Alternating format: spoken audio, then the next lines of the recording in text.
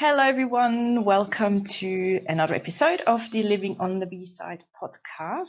This is a bit of a different podcast, and it's all about music, but not introducing artists and their new releases. It's all about music and how it has impacted our life and business. So it's life and business from a different angle, so to speak. And in every episode, I am joined by amazing humans who have done amazing things in life and still doing amazing things in life. And I'm just curious to find out how music has impacted them and, sort of their side of the story. And in today's episode, I am joined by the wonderful Katie Chambers. She's over from Kentucky in America, so that's interesting with time zones and organizing calls, but we've made it. And welcome, Katie. So lovely to have you here. Thanks for coming on. Thank you, Birgit. Thanks for having me. I'm real excited to speak with you. Yeah, same here. Now, before we go into chatting about all about music and, what comes with it, I thought I'll introduce you to our listeners and viewers quickly so they know who you are and what you do. And yes, I've got to take a little bit of reference points. But please feel free afterwards to add anything that you believe is important or I might have missed. And that will be of relevance to anyone who's listening or watching. So you do something really amazing. So and I'm reading this out, so I'll say this right. You're a memory keeping writing coach. That in itself is very interesting. And you specialize in helping mums and grandmas to capture the stories behind a photograph. So you help them jot down the story that when you look at a photo, you write all that story down so it doesn't get lost and it doesn't get forgotten. And there's a bit of a process, obviously, that goes behind it. You can't just go and write it out. There's a bit of a framework that goes with it. So you help, and it's not just mums and grandmas, it could be anybody, to capture those memories so they can then be passed on to their kids, grandkids, friends, whoever they feel is important to have those stories to pass on. And you've done that for quite some time. So you've developed a really great step-by-step process. You have been teaching that for more than 10 plus years, I believe. You've done, all the necessary qualifications, so you know how to coach people, how to teach them how to write stories. So it's a really amazing business that you're running. And you've done that online now, but you've also done it in person workshops. So it's a really exciting and interesting business that you're actually running. And I guess it's more passion than a business. And yes, you obviously are a grandma to 8 wonderful grandchildren. You've got children of your own, obviously, otherwise you wouldn't have grandkids. And one interesting sort of thing that you put right at the end, but sparked my interest particularly, is you love mint chocolate chip ice cream. I just had to mention that. Yes. Does that cover sort of everything? Is there anything you want to add? Yes, thank you very much. Yes, so we live close to our children and 8 grandchildren. Mm-hmm. And so, like most of us have, we've taken lots of photos of family over the years, and we've inherited a lot of photos. And the memories that those photos were taken to hold and capture and preserve, those memories are like stored on our phones, our computers, in our basements, in our closet shelves.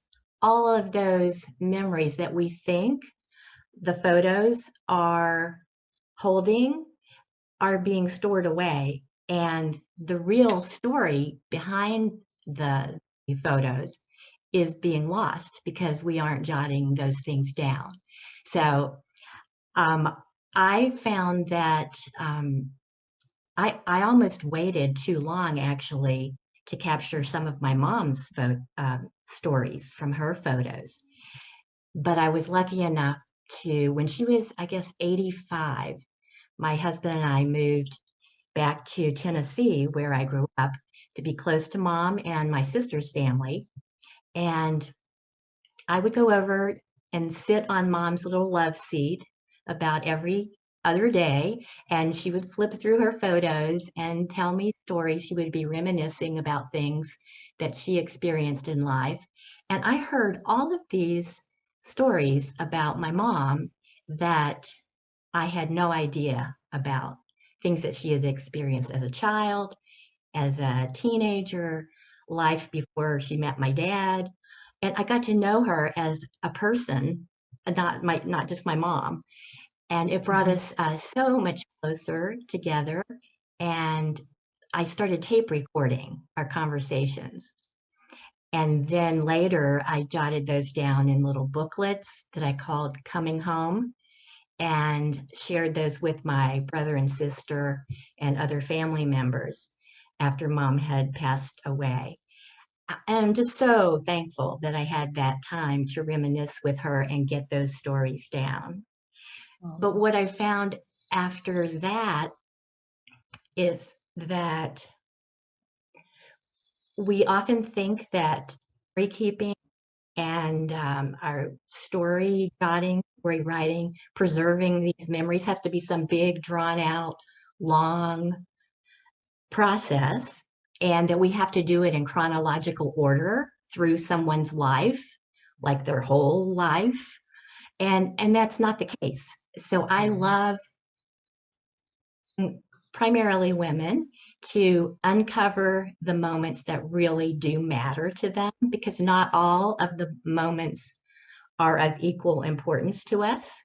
Even though we took the photos, not all of them are something that really truly touches our heart and that we want to express for either our own benefit or our own processing of things, or to share more of our own story with our children and grandchildren and spouses. You know, there are things about my life that I haven't told them about, and it would be some of those are ones that I do still want to share with them. So that's how Memories to Legacy started. And then other moms and grandmas saw Mom and me doing that, and they wanted to know, what are you doing? I want to do that with my daughter or my granddaughter. So it just kind of spread from there. And now even my grandchildren are writing their own kid story storybooks, and that they're adding that to our family's larger collection of memories. So we have this legacy now of storytelling within our family. Wow. I think that's awesome. I love that it's continuing. Yeah, you're definitely creating a legacy for sure. That's amazing, amazing. Thanks for sharing that. I didn't quite know that one, but yeah, you made me think now. So next time I have a trip back home, I might have to start doing that, because I know my mum and my grandma, sadly she's no longer with us, but there's some really cool photos that I might have to jot down the story behind them. So thank you for that, Katie. Now, obviously, people who are watching or listening might be asking, what does photos have to do with music? And that's what we're here to kind of chat about today, to give you a bit of a unique approach to how can you actually use music and make something like of a legacy out of it without having to be an artist as such, like writing the music or composing. You can use a song and write your own story to it. So that's why I wanted Katie on here, because she knows exactly what to do and how to approach it. And I would think that the approach will be similar to using a photograph. Instead, it's just a song. So when I asked you on, what was your thought process? What do you think, like, how does that work with a song? What do you think? How could people use one of their favorite songs where they have a superb memory How can they write about it, for example? Yeah. Yeah. I feel like music is a trigger to the memories that we might want to jot down about. Just the same way that photos are a trigger. And when we see a photo, either one that we've taken or one that is in earlier in our family life, um, things come to mind. Things will pop up, and that's a starting point. That's Hmm. not the whole story. So, but that's what we can start with. We can talk about this particular song, where we were, what was going on, who were we with, whatever the beginning point about that song is for each of us. And then we can learn how to follow the flow of memories, and it usually meanders. It can meander through generations, like it can go back to our childhood, or it Hmm. could go and then come back to now. Oftentimes, like my grandchildren and I will make up songs. Hmm. Um, and we made up one about rainbow, and Oh. and Yeah. then they the other day, the reason this is on my mind is because the other day my 5-year-old FaceTimed me and he said, "Grandma, I've forgotten part of the rainbow song. Now, how does it go again? I remember this part." And so he just starts singing it, and then we put it back together again. And then I said, "Do you remember the first time when we sang that?" And so then we talked about that. So that's the beginning of the meandering. Mhm. He then is helping me to have a memory of when that was, what we were doing. And then we share that connects 2 generations in our family Mhm. by that experience. And then his older brother popped into the FaceTime and was saying, "Oh, yeah, I remember, Grandma, you taught that to me too." And then he starts singing it. And he's 10 now. And so he's writing his own, as I mentioned before, he's writing his mini story book. And so he said, "I'm going to go put that in. I don't think I put that in my mini story book yet. I'm going to do that. Lincoln, you want to come and draw a picture of a rainbow for me?" So he's going to put Oh, the drawing and the story together. oh, So beautiful. song or music, in whatever way we relate to it, can be expanded in the meaning Hmm. by involving either our own memories from previous times in our life or involving other members of our family and what they remember about the Yeah, song or an experience. yeah. Um, so it's really a fluid kind of Mm.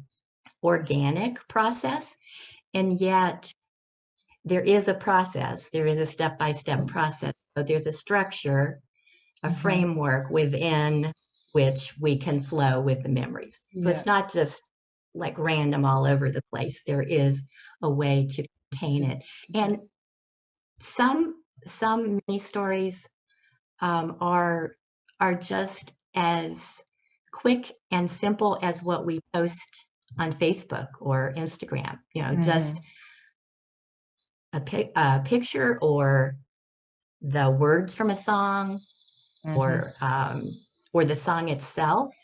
Yeah. I oftentimes like put like from YouTube or something, if I can put like the link to the song so that there's just, this is just within my own family. So there isn't Hmm. any problem in doing that. Yeah. Um, and so later generations, depending on what technology is like, but Yeah. may be able to hear that song. But at Yeah. least they could hear us if we're doing the songs we've made up. They can hear us because we voice record that, and we'll Yeah. have that Yeah. available for them.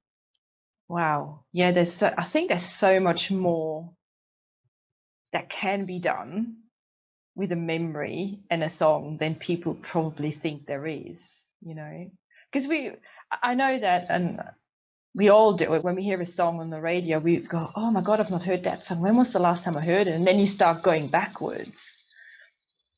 And then emotion sets in, and you think, oh yeah, this is how I felt. And all of a sudden you're like a 5-year-old again, or you're a 20-year-old at a concert, or, you know, wherever you heard that song.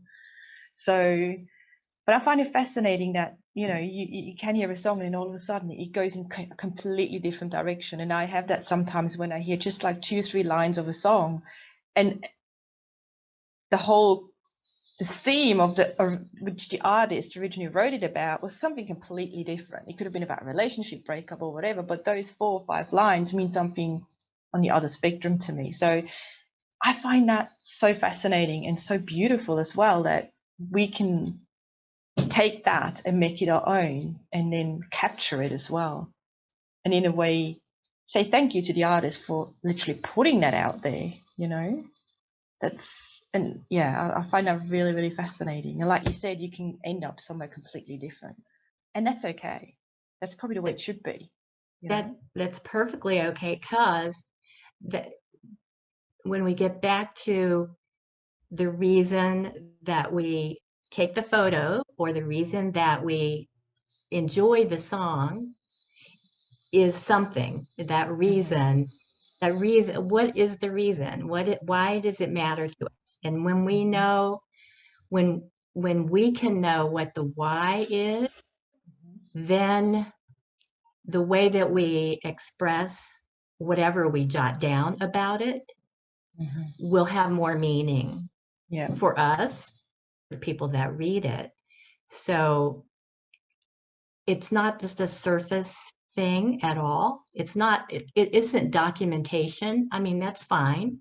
But what I enjoy doing is helping to uncover the why. What's the underneath meaning for me.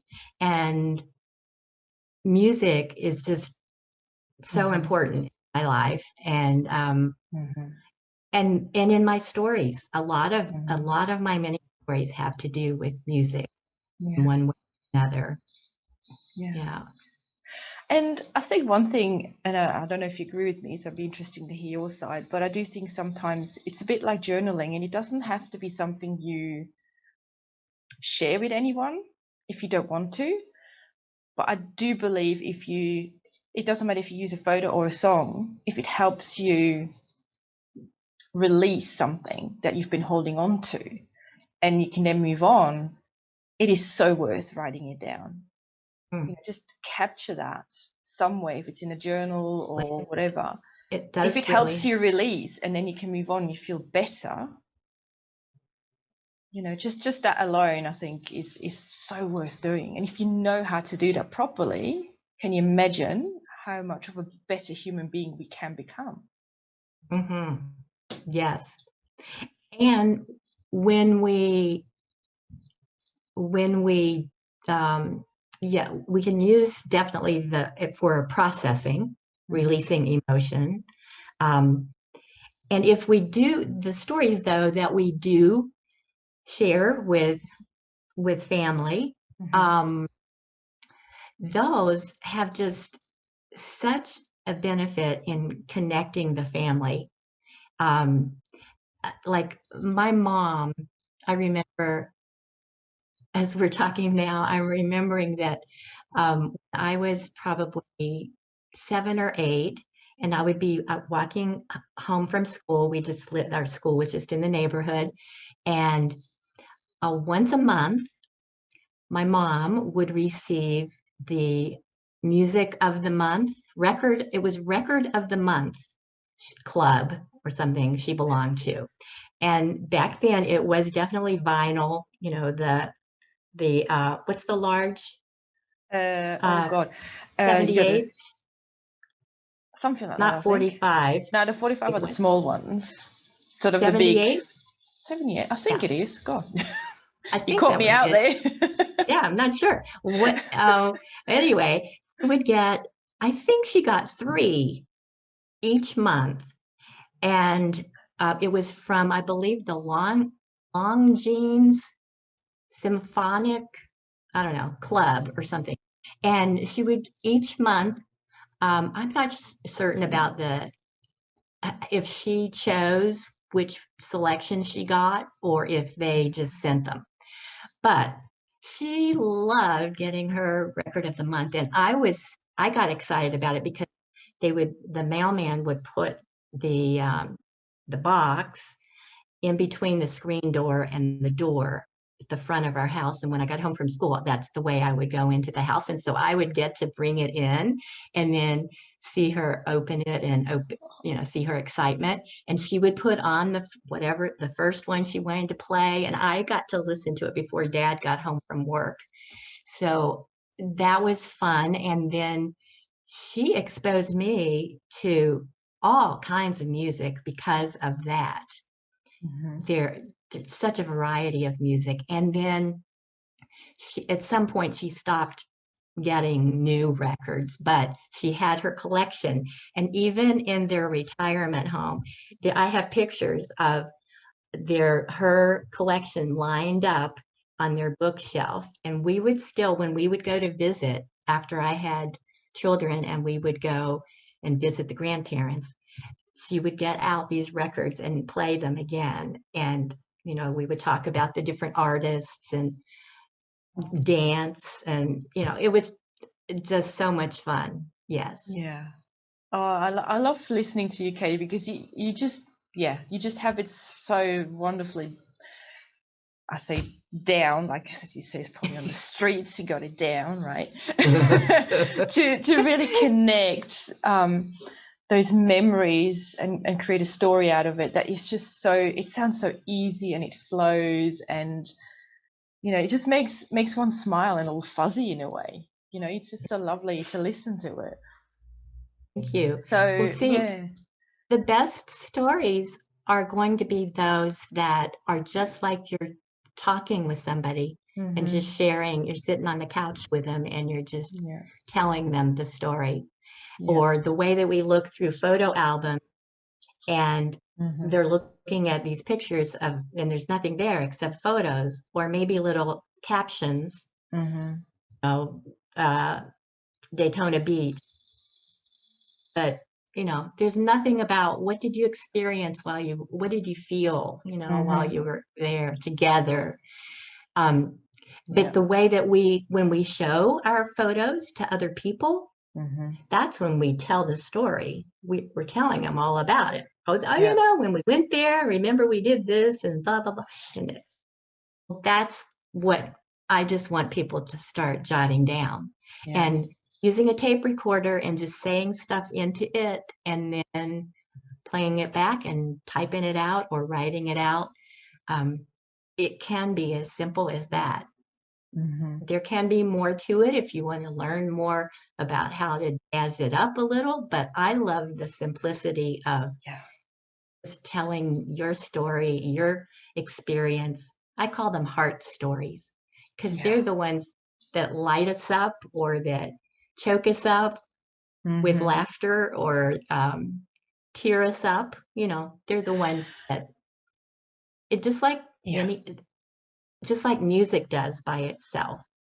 And yet, if we can take that experience with our music, our experiences with those songs, and just go a little bit into capturing those emotions that we feel with the song and just get it into a little story. Then anytime, like you were saying, anytime you hear the song, it takes you into some kind of memories. Well, anytime that you read your little mini story about it, you get like the double whammy because you can relive that over and over and over on your own timing because you have control over the story now. You don't have to actually hear the song being played by someone else. So yeah. And I think just sort of thinking about while we're chatting, I think that's what we kind of need as a broader community. We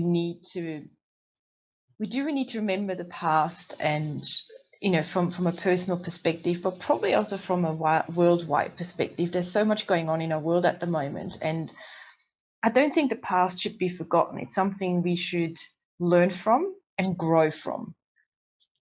And if we can do that in different ways that are meaningful, and you can, they're fun as well, they're not sort of, there's too much seriousness in the world, I think. So we need more creative ways, I think, to enrich and nurture ourselves, any generation coming after us, and any community that we're in. And if we have different ways to do that, if that's with photo storytelling or with music, I think it really needs to be highlighted. It's so important, I believe, to really use that and as a way to, make us and everyone around us better people, and hence create a better world. That's how I look at it from a broader perspective. And I think what you do with your photo storytelling, and hopefully what I do with Living on the B-side, contributes to that. I'm sure it does, and it will have a ripple effect. So yeah, I think it's the super ripple important. effect. Yeah, just think how different our families can be and our communities can be when we get out of in our own head memories and feelings and experiences, and we jot this down and share it. Mm-hmm. It does just ripple. Yes. Yeah. It just will ripple out. Yeah. That's awesome. Yeah. Yeah. That's why I think what you do is super important, and that's why, needs to be shared with more people. That, it's fun and it's good for your family, but I think there's so much more behind it too that can have such a good, like, so many benefits as well. That's how I see it anyway. So thank you for what you do. Thank you. Thank you. It was fun. Yeah. It helped me to think of, now I have to go jot down the story about my mom and her record There club. you go. No, I love these chats. They're so juicy and good and inspiring, and every person has such good things to say. And I do think, like you said, listening and just being present and reading it's something we should not lose. It's so important, and that's why we do what we do, because we might be small and tiny and quiet, but what we do can be big and impactful. So Yeah. And I think when you get right down to it, the reason that we take those photos, or the reason that we enjoy our music and then want to share about it with others, is that I think we just want to have an impact, to know that we've made a difference in someone else's life, that we have contributed. And these are just simple ways that we can do that, and we can feel like we've done a good job being this human that we are, and and so it's rewarding for ourselves, it's fulfilling for us, but knowing that it can have that ripple effect and impact on others just makes it extra special, juicy, Yes. and fun. It's like, oh wow, I really am making a difference. It's like the mint on a chocolate chip ice cream. There you go. Perfect. Now, I do want to mention, before we sort of close off this wonderful interview, which I truly enjoyed, it was so beautiful. If anyone is interested to learn more about how to actually create those stories, what are the steps, and you want to start you want to create a collection of stories for anyone that's important in your life, Katie has a wonderful program coming up mid-February. I think 15th it starts, 15th of February. Yes. Now, it's not just for mums and grandmas. Anyone who has photos and people around them, they want to know about those stories, they can definitely join.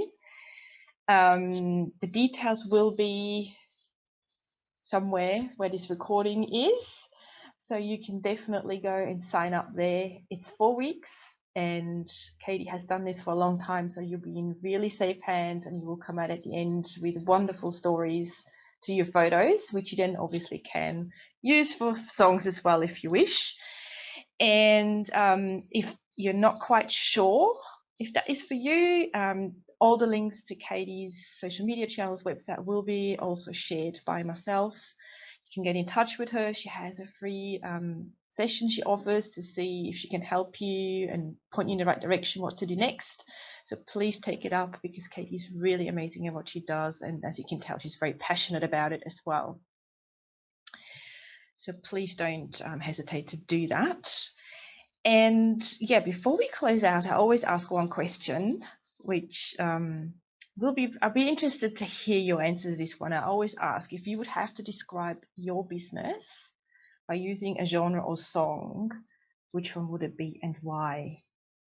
And yeah, I saw your answer on the questionnaire, and yeah, I think I may have a different one in mind now, though. Okay, well, that's after fine. after we talk.